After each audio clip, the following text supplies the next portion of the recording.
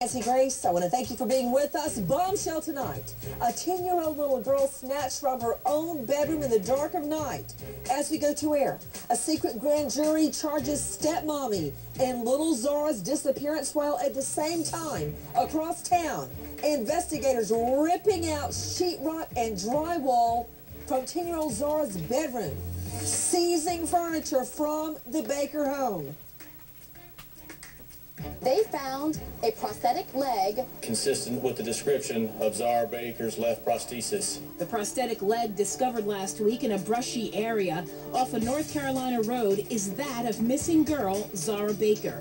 based on a tip. Elisa Baker has reportedly been brought out to a new search area. A grand jury has indicted Elisa Baker on an obstruction charge for allegedly writing a fake ransom note found the day her stepdaughter Zahra went missing. Are we one step closer to finding the body of 10-year-old little Zahra? I cannot confirm that. They're holding a lot of information back. I cannot confirm that. What they do now, they try to recover the remains. This is so diabolical. Somebody actually treated her like she was a doll. She would make fun of the child for not walking right. And ripped her apart. She would slap her. What kind of insanity would allow people to just take her leg? I didn't even know they had a little girl. Her bedroom empty, prosthetic leg missing. Where is the rest of her body?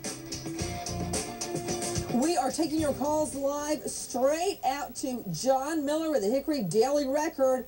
John, stepmommy charges, secret grand jury. What happened?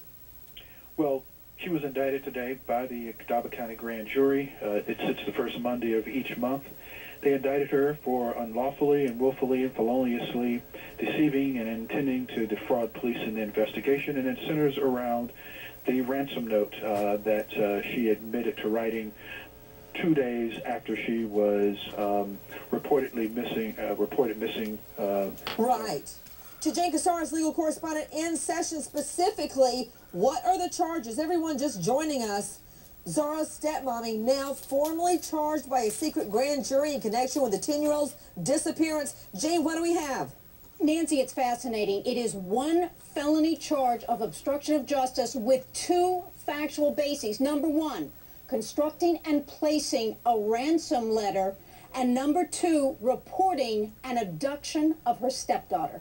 Okay, Jane Casaras, explain to us how stepmommy is obstructing justice, in other words, thwarting police and FBI by reporting her daughter missing. Any parent in their right mind would report the child missing. I think we all know why, but explain it to me legally. Why is this stepmommy that you're seeing in court right now, why is she charged with obstructing police and FBI by reporting her little girl missing? Because they're saying it's all a lie, and that's how you obstruct justice, by lying to law enforcement about a ransom note that you admit you've written, and also the reporting of your stepdaughter abducted.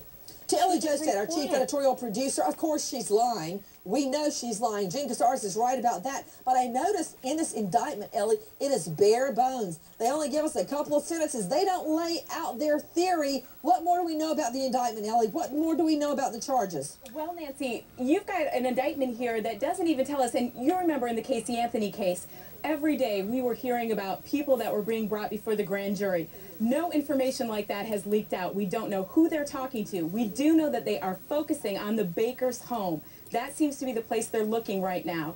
And that note found at the home, remember, it was written to the employer of Adam Baker saying that his daughter had been abducted.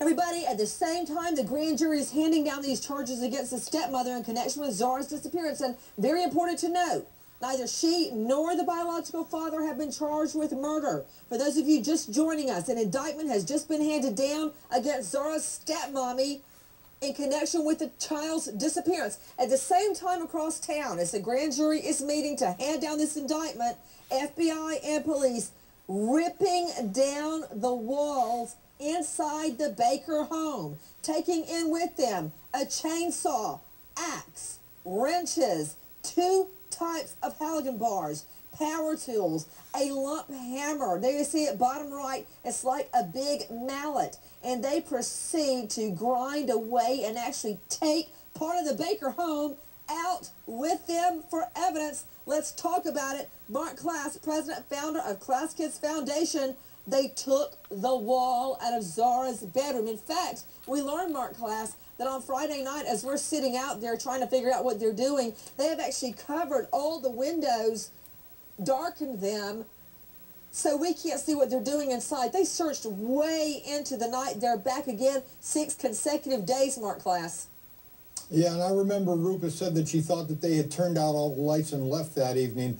They're looking for the little girl in the house now. That is the one remaining mystery here. How did they murder her, and where did they put her body? And I think that ultimately they're going to have to really lean on this lady and perhaps cut some kind of a deal with her to perhaps avoid the death penalty, just to find out exactly what happened. No, Otherwise, I think it's going Mark, to be really please. hard to...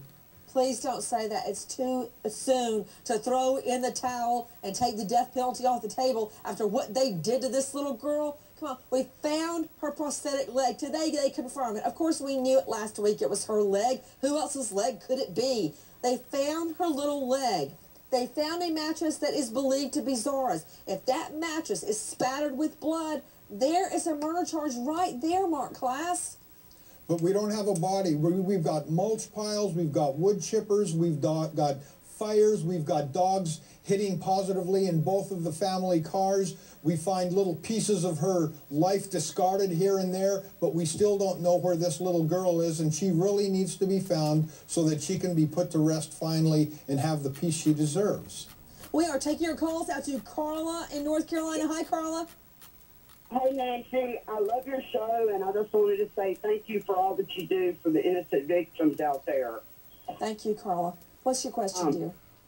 Well, I had a quick comment and a quick question. Okay. I'm originally from the Hickory area. There, where Zahra Baker's house was in Hickory, they're extremely close to, like, national forest lands and 2 major lakes and a major river. But my question was, I know the police were talking to Zahra's doctors. Did we ever find out the last time the doctors treated Zahra, and has Zahra's stepmom or dad ever been treated for any medical problems? Good question. Jane Casares, what do we know? We know that the doctors are in Australia. We don't know of any doctor she went to in the United States. Whether the parents and stepmother have been treated by doctors, I don't think we know the answer to that, but investigators believe it appears that that homicide occurred in the home. Breaking news tonight, we have learned that a secret grand jury out of North Carolina has handed down formal charges and indictment against this woman, Zahra Baker's stepmother.